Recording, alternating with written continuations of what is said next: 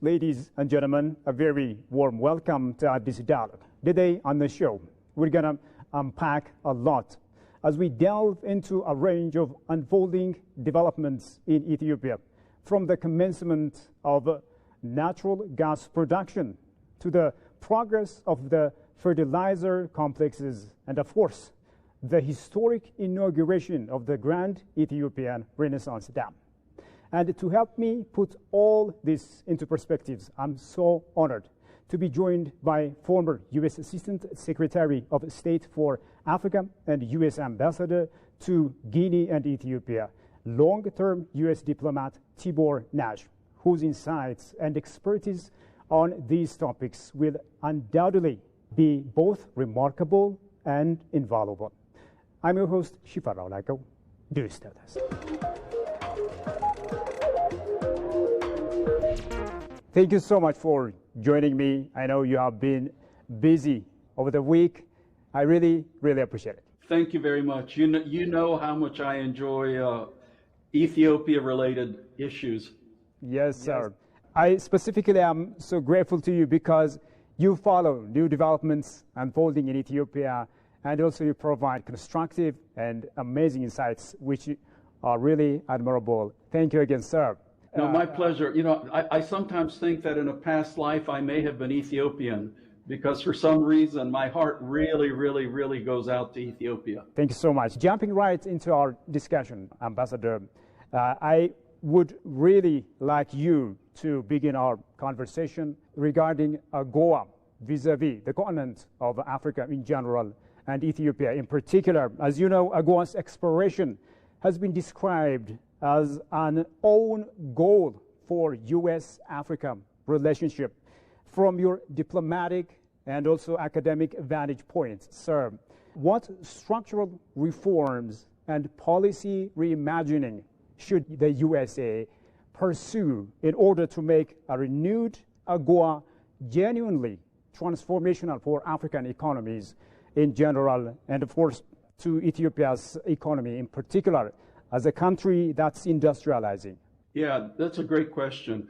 You know, we have to remember that AGOA is, more than 20 years old, and the economy has changed so much since then that industries which weren't even in existence then now are becoming very important. You know, I'm talking about technology, cyber, artificial intelligence. So in one respect, I'm very sorry that AGOA expired without it being renewed. And as you know, I was very, very opposed to taking AGOA away from Ethiopia, and it was taken away.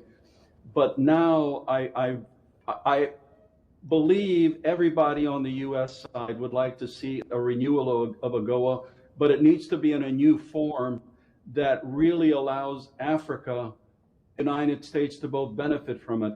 You know, AGOA never met the objectives because for most of the years of AGOA, the major commodity was natural resources exports, for example, oil, that came to the United States. And only a few countries really took advantage of the industrial part. You know, South Africa was one, a couple of Mauritius another. So now the new AGOA really needs to look at the new Africa, the new industries, and how can everybody benefit from that. Ethiopia, I assume, would be one of also the primary beneficiaries. Let's take some time and talk about major projects, including the $10 billion Bishoftu International Airport, which is going to be positioned as Africa's biggest aviation hub.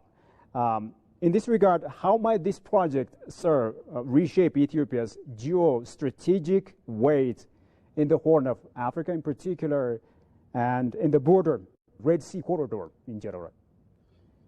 Well, you know, Ethiopia has an unbelievably valuable natural resource in Ethiopian Airlines. That has been one of the jewels of Ethiopia for decades and decades. So that makes Addis Ababa just naturally what I would call a natural hub for a large part of Africa.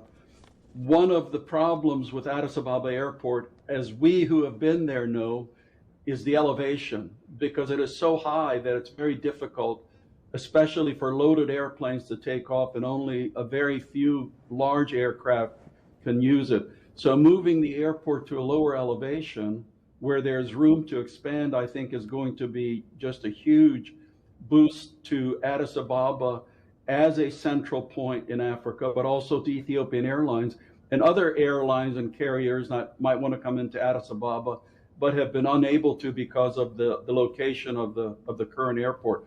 So I think it is a fantastic initiative. It is needed for the future and is going to tremendously benefit the country. Still staying on some of the major projects happening in Ethiopia. As you know, Ethiopia's new liquefied natural gas, LNG, and also fertilizer complexes in the Somali region, they seek to shift Ethiopia from import dependency to industrial self-reliance. In your view, how might such mega projects alter Ethiopia's domestic economic trajectory and its geopolitical leverage in the Horn of Africa? Okay, so looking at Ethiopia, we know that fertilizer is a critical component because Ethiopia still is basically an agricultural country, and agricultural productivity is a huge, huge issue. As we also know, an awful lot of the farmers have been basically subsistence farmers, not raising much more than what they can to feed their families. And we also know that many farmers have not used fertilizer because of the costs involved. So Ethiopia making its own fertilizer to provide for its agricultural sector will be a tremendous boost for the future of the country. Of course, at this stage, you know, we talk about mega projects and everybody wants to be optimistic. We have to have a little bit of realism to evaluate the project when it's actually finished, to make sure that it meets the objectives of when the project was first proposed. So it's wonderful to cut the ribbon on a mega project, but it's even more wonderful to see what comes out of it. Interesting. A country with about 130 million people, with the number still growing, it has been calling for access to the outlets in a peaceful manner, and Ethiopia's recent discussions around gaining sea access have attracted considerable regional interest, as you know, Ambassador. From a diplomatic and developmental point of view, how can Ethiopia advance in its aspirations for maritime access through constructive dialogues as well as mutually beneficial partnership with its coastal neighbors continue? And what are your overall observations in this regard, especially as a diplomat? So issue number one, Ethiopia, we know, is the world's largest landlocked country. Issue number two, for a country of 140 million people that is trying to industrialize and depends on exports, access to the sea is absolutely essential. It's almost an existential issue. So Ethiopia needs to have access to the sea. There are several potential avenues because, as we know, there are a number of possible ports that Ethiopia can use. Right now, it is more or less dependent on the port of Djibouti, which is not a healthy situation for a country. We also know that there was at one point some interest in using Somaliland, which I personally think is a very useful avenue. Of course, there are the Eritrean ports. Unfortunately, a lot of analysts have said, oh my gosh, Ethiopia wanting to pursue using Eritrea ports means that there's a possibility of reigniting conflict in the Horn of Africa, which I know everybody understands that it is in nobody's interest to have a renewed conflict in the Horn of Africa. So, you can access the ports through treaties, which exists in a number of parts of the world where countries that are landlocked access ports that are not.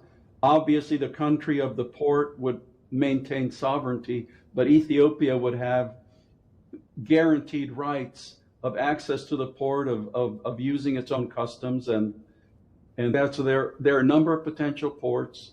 There are a number of ways of doing that without reverting to any kind of hostilities. But the bottom line is that Ethiopia needs to have a guaranteed access to the sea. One of the new developments happening in Ethiopia is the landmark inauguration of the Grand Ethiopian Renaissance Dam. As you know, this historic milestone has ignited a profound unity and national pride among Ethiopians. Let me take you back to the very day, Ambassador, that the foundational stone was laid in Ethiopia. I'm sure that you recall this. And in retrospect, how confident were you back then that Ethiopia would be able to see this huge project through to completion, sir? I was 100% confident, because I know from my experience that Ethiopia as a nation, if it decides together to pursue a goal, they will achieve that goal. So I was absolutely sure that the GERD would be completed. Wow, interesting. As you know, the journey hasn't been easy over the past 14 years, and the GERD has faced its own share of challenges, ups and downs, from internal hurdles to international pressures, and even distorted image on the international arena and platforms. How did Ethiopia, in your opinion, sir, manage to stay the course and navigate these turbulent waters, if you will? Well, as I said, in my diplomatic experience, I have found Ethiopia to be incredibly goal-driven, that when it decides it's going to do something, literally come hell or high water, it's going to do it. And of course, for those of us who have to deal with Ethiopia on certain issues, we call it stubbornness. The Ethiopian point of view is that it's persistence. So whether there was controversy in the region where had to do inspections or whatever you have, as I said, I had no doubt that the GERD would be completed, and it would. I predict when history looks at it, it will be shown to have been of tremendous benefit, not just to Ethiopia, but to the entire region. Given that Ethiopia contributes about 85% of the Nile waters through its Abai River, how justifiable is it for external actors, particularly Egypt, Ambassador, to pressure Ethiopia into adhering to some colonial era water agreements that were established without the participation of upstream countries? As you well know, ever since this whole controversy started, I have kept making the point that despite the history, the current geopolitical dynamics are totally different than when the colonial treaties were drawn up. Again, let's look at the fundamental situation. As you said, Ethiopia contributes about 85% of the waters into the Nile. Egypt, which has claimed control 100%, contributes not one drop of water to the Nile. Yes, historically in the past, Egypt was much more powerful. Look at the current geopolitical realities and deal with that instead of trying to stand on past historical colonial documents which no longer reflect reality. Now that the Grand Ethiopian Renaissance Dam is a reality, after 14 years of rigorous work and persistent challenges, those ups and downs, what are some of the lessons that Ethiopia in particular, and perhaps other African countries, take away from such rigorous journey over the years of constructing and operating a project as complex as the Grand Ethiopian Renaissance? Well, I think one of the takeaways is that Ethiopia and a number of other African countries have the capacity and the ability to pursue and construct large projects like that without depending on international support. For example, one of the things about the GERD that for me was extremely impressive was that the financing came from Ethiopians inside the country and the very large Ethiopian diaspora outside the country. As you said, it is a huge point of pride for all Ethiopians, no matter what their political beliefs, no matter what they think about the current Ethiopian government. I think you would find very, very few Ethiopians that were opposed to the GERD plan. So I think it's a great lesson for countries like Ethiopia, and it should be a boost to self-confidence to say, you know, we don't need to put our hand out to the international community to finance all of these projects, because with unity always comes strength, and there is strength in the people. That's a powerful message, Ambassador. I think it's taken on a symbolic role among Ethiopians and, of course, at the continental level. In this regard, how exemplary is the Grand Ethiopian Renaissance Dam in galvanizing African brothers and sisters into action, into taking up such huge action and such colossal projects as the Grand Ethiopian Renaissance Dam? It should be a point of pride for the entire continent. And I'm very hopeful that Egypt will come around, because, as I said, I think in the long term, it will be proven to be beneficial to both Sudan and Egypt. So I think the rest of the continent can look at this and say, wow, you know, here is just a mega project that the country designed, built on its own. It had its own engineers. You did not need, you know, people coming in from China or Europe or the United States. That this was a wholly managed Ethiopian project. And, you know, let's forget about, you know, some of the vestiges of colonialism and the expertise that comes from foreign lands, and let's develop our own natural resources and our greatest resource, which is our people. As we have been discussing so far, Ethiopia has taken on a number of projects. Some are already complete, some are in the pipeline. What's the future that you see for Ethiopia in the face of different challenges? How should it navigate, and what's the future that you see for Ethiopia? Well, you know, I see an extremely bright future for Ethiopia. I see it very quickly becoming a middle-income country and then progressing onward. Ethiopia definitely should be one of the natural leaders of Africa and the region. Obviously, you know, we have to talk about the obvious, which is internal reconciliation, because of the current divisions within Ethiopia, which are weakening the state.